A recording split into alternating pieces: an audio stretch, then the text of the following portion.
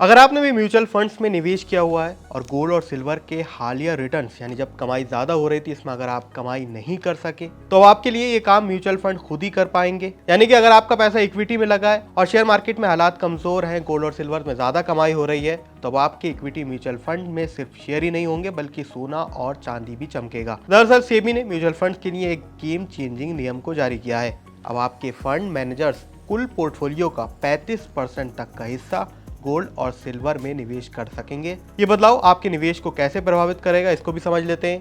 पहले के नियमों के मुताबिक एक्टिव म्यूचुअल फंड जैसे कि लार्ज कैप हो या फिर मिड कैप म्यूचुअल फंड हो, इसमें स्टॉक्स में ही पैसा लगाया जा सकता था। लेकिन अब सेबी के मुताबिक फंड हाउस अपनी रेसिडुअल पोर्शन यानी बचा हुआ हिस्सा जो अभी तक कोर एलोकेशन के बाद बच जाता है, इसमें 35% तक का पैसा गोल्ड ETF या सिल्वर ETF में निवेश कर सकेंगे। जब शेयर बाजार गिरता है तो अक्सर सोना ऊपर जाता है। अब तक अगर आपने सोना और शेयर दोनों चाहिए तो अब अलग अलग फंड्स लेने पड़ते थे, लेकिन अब नए नियमों के मुताबिक डाइवर्सिफिकेशन करना आसान होगा क्योंकि आपका पोर्टफोलियो और भी ज़्यादा सिक्योर हो सकेगा। इससे स्टेबिलिटी मिलेगी। बाजार में भारी उतार चढ़ाव के दौरान गोल्ड आपके नुकसान को कम करने में मदद करेगा।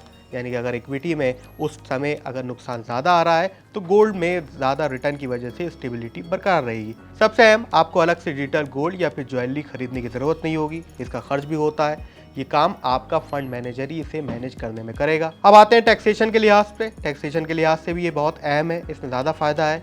अगर आप किसी फंड इक्विटी की कैटेगरी में बने रहते हैं उस पर इक्विटी वाला ही कम टैक्स लगता है। यानी गोल्ड निवेशकों के लिए एक बड़ा फायदा है। हालांकि गोल्ड में टाइम पीरियड भी ज़्यादा है। इक्विटी में long term capital gain tax के लिए आपको 12 महीने का इंतजार करना पड़ता है, लेकिन गोल्ड में ये इंतजार लगभग 24 महीने है। इसके अलावा अगर आप खुद से इक्विटी से पैसा निकालकर गोल्ड में लगाते हैं तो यहाँ पर आपको कैपिटल गेन टैक्स भी देना होता है। इसलिए म्यूचुअल फंड अगर आपके लिए आपके बिहाफ पर यह काम करता है तो ये और भी ज़्यादा बेहतर है। यानी लॉन्ग टर्म में म्यूचुअल फंड के रिटर्न अच्छे बने रहेंगे, इसमें स्टेबिलिटी रहेगी और अगर मार्केट में कोई उतार चढ़ाव आता है तो ये भी बरकरार रहेगा। लेकिन इस नियम का एक और पहलू भी है। दरअसल इन नियमों की वजह से डिमांड गोल्ड और सिल्वर की बरकरार रहेगी। जनवरी 2026 तक के आंकड़ों के अनुसार भारत में इक्विटी म्यूचुअल फंड का कुल AUM यानी एसेट अंडर मैनेजमेंट लगभग 58 लाख करोड़ है।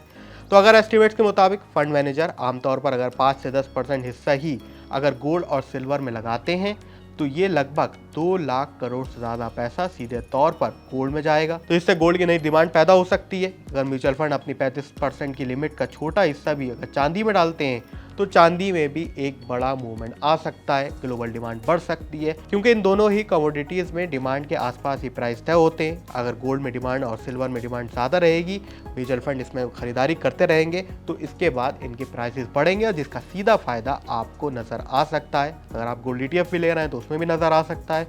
तो कुल मिलाकर ये म्यूचुअल फंड्स आपके लिए बेहतर साबित हो सकते हैं। अब देखना है कि ज़्यादातर म्यूचुअल फंड इस फैसले को कैसे इम्प्लीमेंट करते हैं और इसका रिटर्न पर कितना ज़्यादा असर पड़ेगा। सेबी के इस नए फैसले पर आपकी क्या राय है, हमें कमेंट सेक्शन में ज़रूर लिखें।